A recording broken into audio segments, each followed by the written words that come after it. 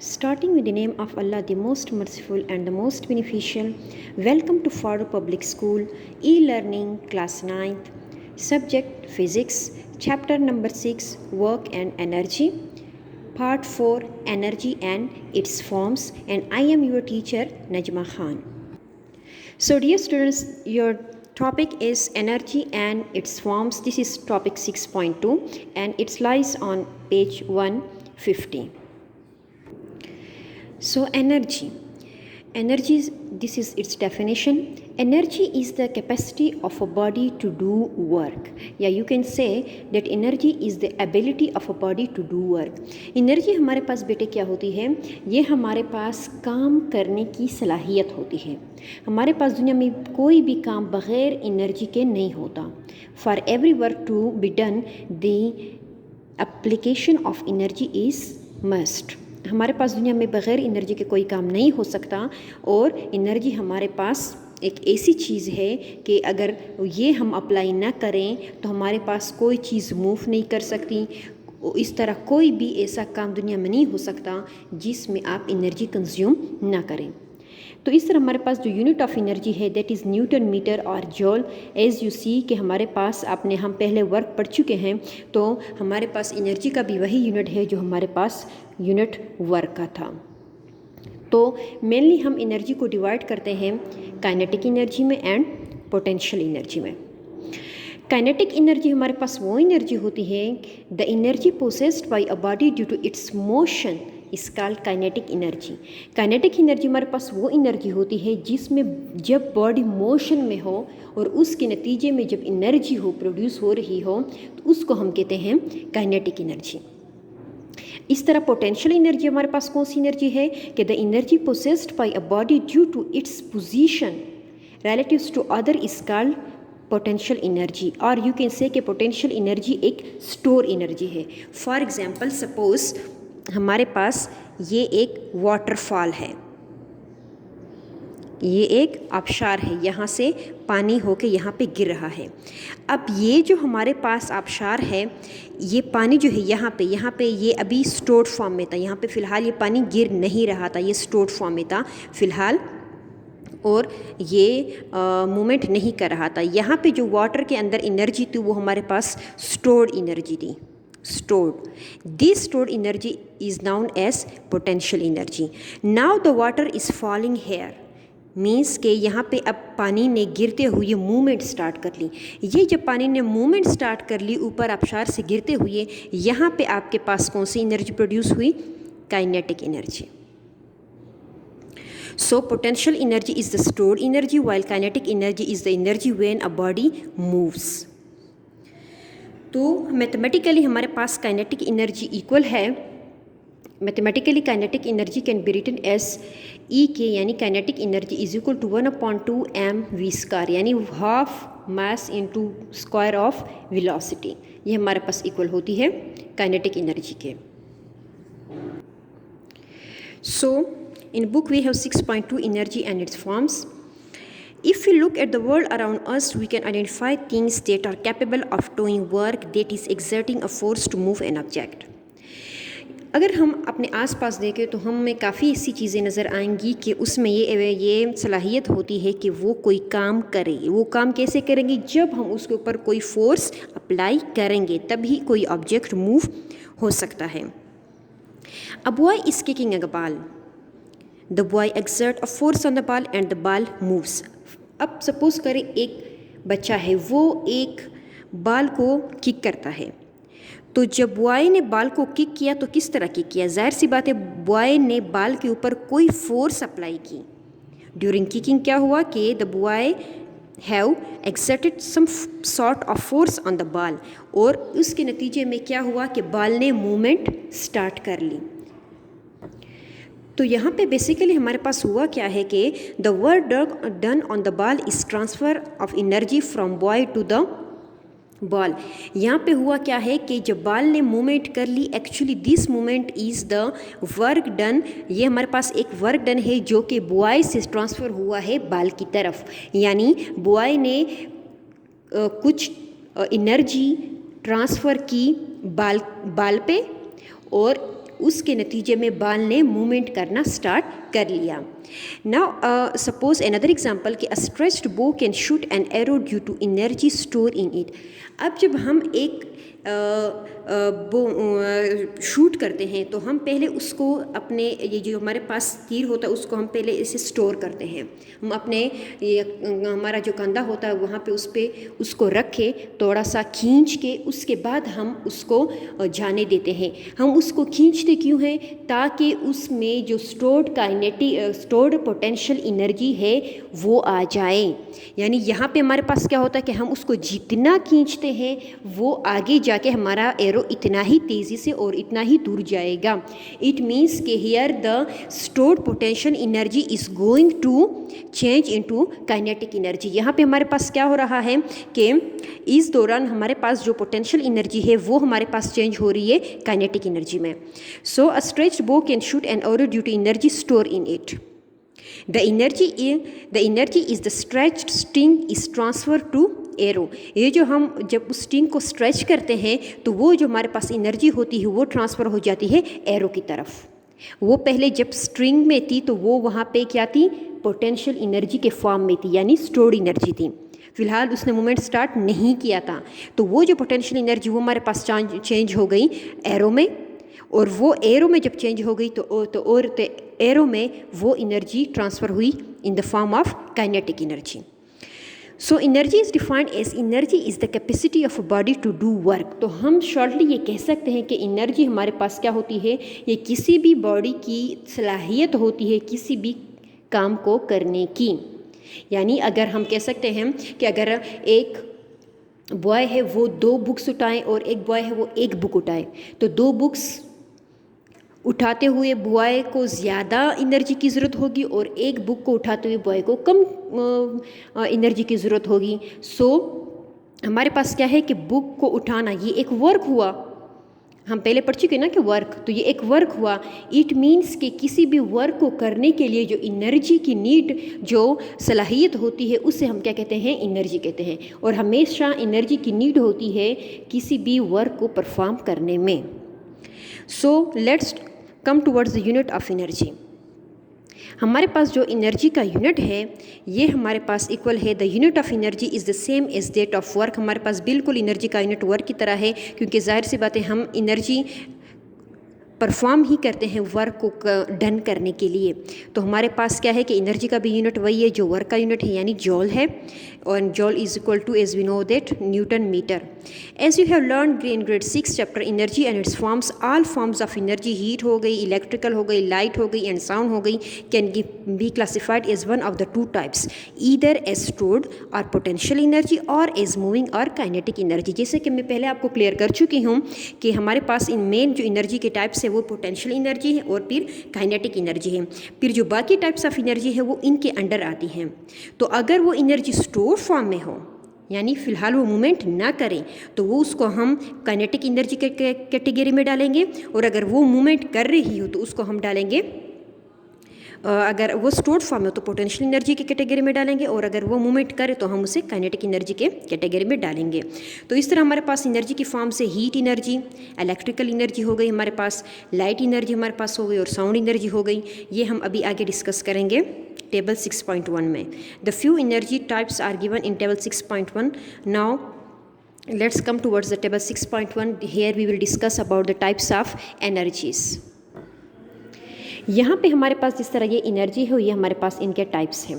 For example हमारे पास first type है केमिकल एनर्जी। केमिकल एनर्जी जैसे नाम से ज़ाहिर है केमिकल, इट मीन्स कि this is related to chemicals. तो केमिकल एनर्जी हमारे पास वो एनर्जी होती है जिसके ज़रिए से हमारे पास जितने भी केमिकल्स हमारे पास पाए जाते हैं, तो वो chemicals, as we know that atoms are held together in the form of molecules. तो हमारे पास जो एटम मॉलिक्यूल्स होते हैं वो बहुत सारे एटम्स ने मिल के मॉलिक्यूल बनाए होते हैं। तो उन एटम्स को मॉलिक्यूल की फॉर्म में होल्ड करने के लिए जो एनर्जी होती है उसे हम कहते हैं केमिकल एनर्जी।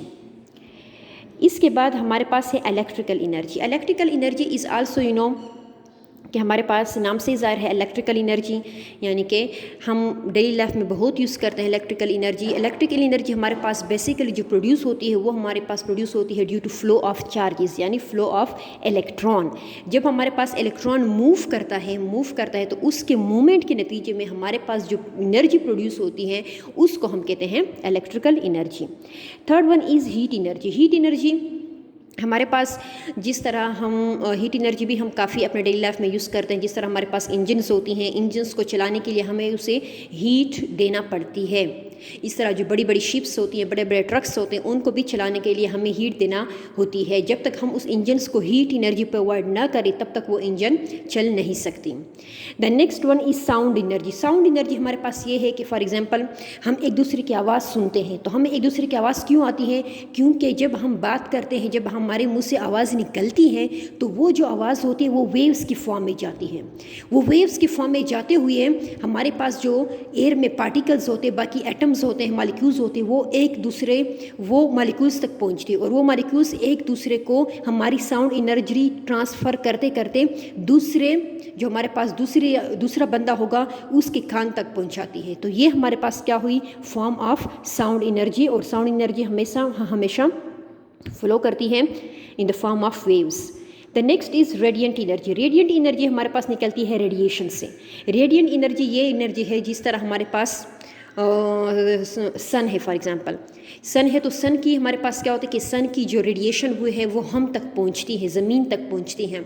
तो ये जो सन की रेडिएशंस हम तक पहुंचती हैं ये हमारे पास टाइप हो गई, यह एग्जाम्पल हो गई रेडिएंट एनर्जी की। The next one is nuclear energy. Nuclear energy basically हमारे पास निकलती है जितनी भी हमारे पास न्यूक्लियर रिएक्शंस हैं, एंड न्यूक्लियर रिएक्शन हमारे पास हमेशा होते हैं न्यूक्लियस में, specially due to the neutron. तो हमारे पास जितने भी इस टाइप के रिएक्शंस होते हैं जो कि न्यूक्लियस से की वजह से पेश आते हैं, उसके नतीजे में जो एनर्जी प्रोड्यूस होती है उसको हम कहते हैं nuclear energy. So this is the table 6.1 types of energies. Type 1 is chemical energy. As I told you before कि the energy contained within the bonds between atoms, यानी एटम्स को हमारे पास ये फॉर एग्जांपल एक एटम हो गया, ये दूसरा एटम हो गया, ये जो एटम्स होते हैं ये आपस में बॉन्ड बनाते हैं। हमेशा एटम्स आपस में बॉन्ड बनाते हैं। तो ये जो बॉन्ड दो एटम्स के बीच में बॉन्ड बना हुआ है, ये जो बॉन्ड की एनर्जी है इसे हम कहते हैं chemical energy. These bonds can, अच्छा इसकी एग्जांपल हमारे पास है कि these bonds can take many different forms including energy derived from carbohydrates in food to energy stored in gasoline. अब इनकी हमारे पास कहाँ पे यूज़ कहाँ पे हमारे पास होता है डेली लाइफ में, कि जिस तरह हमारे पास हमें मालूम है कि हमारे खाने में और हमारे जिस्म में काफ़ी केमिकल्स हैं, काफ़ी केमिकल एनर्जी कंज्यूम होती हैं, जिसमें हमारे पास कार्बोहाइड्रेट्स है, फूड में जितने भी कार्बोहाइड्रेट्स हैं वो हमारे पास उनकी वो कार्बोहाइड्रेट्स हम फूड में खाते हैं, और वो जब हमारे जिस्म में जाता है तो वहाँ पे वो एनर्जी हमें प्रोड्यूस करता है। वो जो कार्बोहाइड्रेट्स होता है फूड में वो हमारे जिस्म में जाके हमारे बॉडी को एनर्जी देता है। स्टोर्ड इन, इस तरह हमारे पास जो स्टोर्ड एनर्जी है गैसोलीन में हमारे पास एक स्टोर्ड एनर्जी होती है। कैसे? क्योंकि गैसोलीन अगर हम फ़िलहाल उसको यूज़ ना करें तो वो हमें एनर्जी शो नहीं करेगा, लेकिन यही गैसोलीन जब हम इंजन्स वगैरह में डालते हैं तो उसके ज़रिए से इंजन्स चलती हैं, यानी कि तब हमारे पास वो जो गैसोलीन की स्टोर्ड एनर्जी होती है वो हमारे पास चेंज हो जाती है काइनेटिक एनर्जी में। The next energy is radiant energy. Radiant energy travel as electromagnetic यानी light waves. Radiant energy हमारे पास जो मूव करती है वो इलेक्ट्रोमैग्नेटिक रेडिएशन के फॉर्म में मूव करती है। जिस तरह हमारे पास मैंने एग्जांपल दी थी पहले आपको सन की, तो रेडिएंट एनर्जी की भी यही एग्जांपल है कि radiant energy travels as electromagnetic यानी लाइट वेव, जिस तरह हमारे पास सन हमें लाइट देता है। So radiant energy from the sun supplies earth with all of the energy required to sustain life, यानी कि हमारे पास अगर रेडिएंट एनर्जी नहीं होगी यानी लाइट एनर्जी नहीं होगी तो हमारे पास शायद ज़मीन पे लाइफ ही पॉसिबल नहीं हो, क्योंकि ज़मीन पे जितनी भी फूड बनती है वो सन के इस लाइट एनर्जी के ज़रिए से ही बनती है। Then third one is electrical energy. Electrical energy, the energy associated with charges, यानी charges means इलेक्ट्रॉन। चार्जेस से मुराद है इलेक्ट्रॉन, कि हमारे पास जितनी भी इलेक्ट्रॉन की वजह से जो एनर्जी प्रोड्यूस होती है उसे हम कहते हैं electrical energy. So come towards example, electrons moving from negatively to positive charge objects.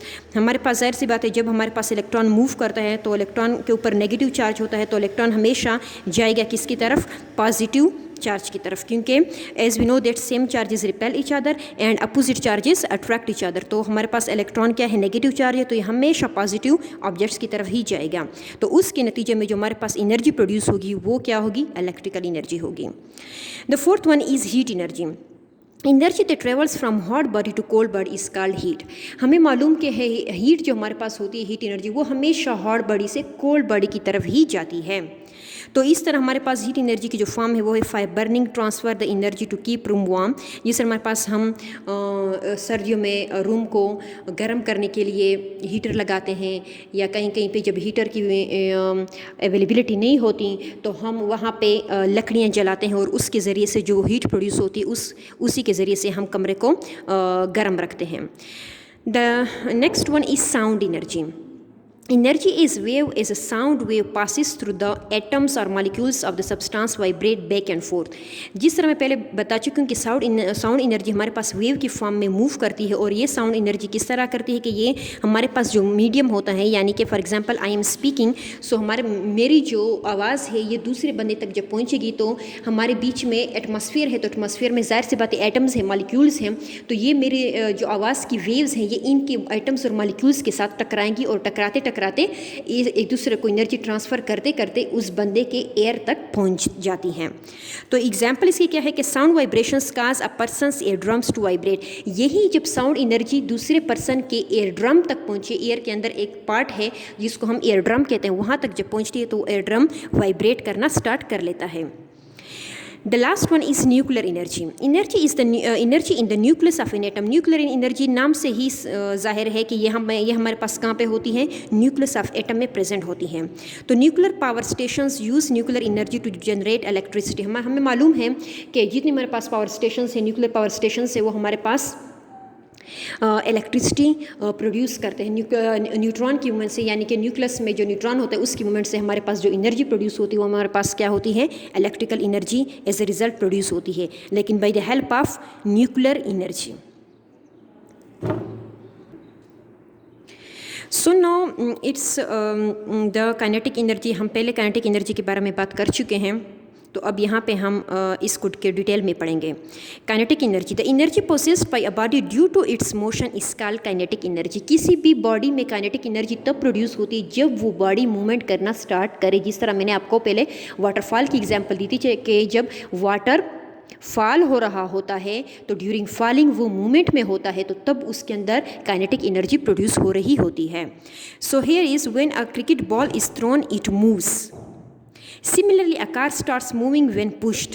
हमारे पास यहाँ पे क्या है कि जब हम क्रिकेट बॉल को थ्रो करते हैं, फेंकते हैं एक बॉल को, तो वो क्या करता है? मूव करना स्टार्ट कर लेता है। क्यों? क्योंकि हमने उसको एनर्जी दी। जब हमने उसको एनर्जी दी तो बॉल ने क्या किया? बॉल ने भी वो हमारी एनर्जी बॉल को ट्रांसफ़र हो गई और एज ए रिजल्ट बॉल ने मूवमेंट करना स्टार्ट कर लिया। सिमिलरली हमारे पास एक कार है, जब उसको स्टार्ट करने के लिए जब हम उसको पुश करते हैं, हम यानी हम उसे एनर्जी देते हैं, तो कार क्या करता है? मूवमेंट करना स्टार्ट कर लेता है। So now think that a cricket ball and a car are moving with same speed. अब आप सोचिए कि सपोज करें कि कार और जो क्रिकेट बॉल हमारे पास जो बॉल था क्रिकेट का, वो दोनों सेम स्पीड से मूव कर रही हैं। Which possess greater ability to do work. Movement तो दोनों सेम ही स्पीड से कर रही है, लेकिन दोनों में से किसकी सलाहियत ज़्यादा है काम करने की?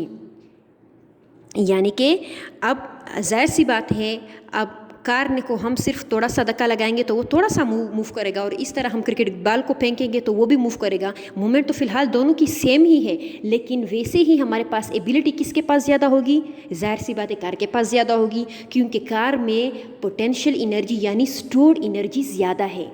फ़िलहाल तो उसने वो सारी पोटेंशियल एनर्जी कंज्यूम नहीं की काइनेटिक एनर्जी में, इस वजह से उसने थोड़ी सी मूवमेंट की, लेकिन उसमें सलाहियत तो है कि वो इससे भी ज़्यादा मूवमेंट करे। तो इस वजह से हमारे पास क्या होगा कि कार के पास, of course it is the car with larger mass, क्योंकि कार के पास मास ज़्यादा है, तो इस वजह से उसकी क्या होगी?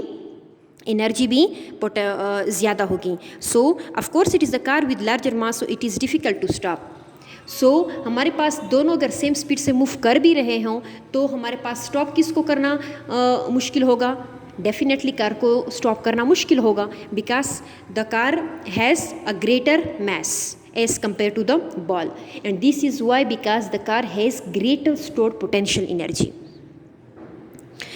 तो हमारे पास similarly now 2 cricket balls are approaching you with different speeds. हमारे पास 2 क्रिकेट बॉल हम तक पहुंच रहे हैं, लेकिन दोनों की स्पीड डिफरेंट है. Which can do more work? Again it is easy to answer as the ball with greater speed is difficult to stop. अब यहाँ पे अगर 2 क्रिकेट बॉल हमारे पास आ रही हैं, दोनों की स्पीड अलग अलग है, एक तेज़ आ रही है, एक स्लो आ रही है, तो यहाँ पे तो मैच दोनों का सेम है, लेकिन there is a difference in the speed. So वो बॉल जो तेज़ी से आ रहा होगा उसको हमें पकड़ने के लिए मुश्किल होगा एज़ कम्पेयर टू वो वाला बॉल जो जिसकी स्पीड कम होगी. तो यहाँ पे अब क्या है, यहाँ पे डिपेंड कर रहा है स्पीड पे.